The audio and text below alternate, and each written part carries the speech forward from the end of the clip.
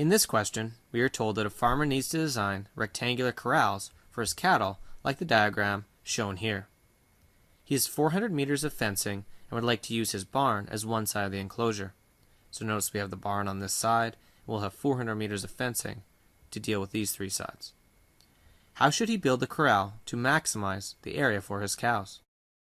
To solve this question, we first need to start by developing a function for the perimeter. We can make the distance going across the top of our corral x and the distance going down the side y.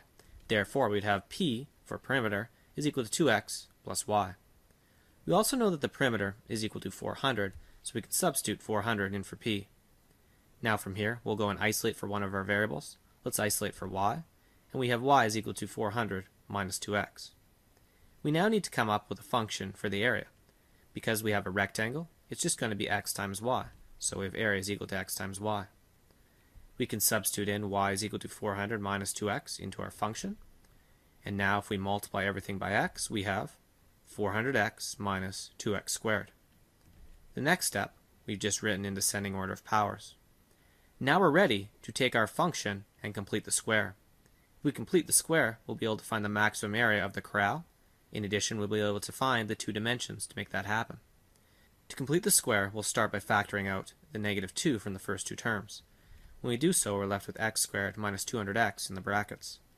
Next, we'll take the negative 200x, divide it in half, and then square it to generate our next two terms in the brackets.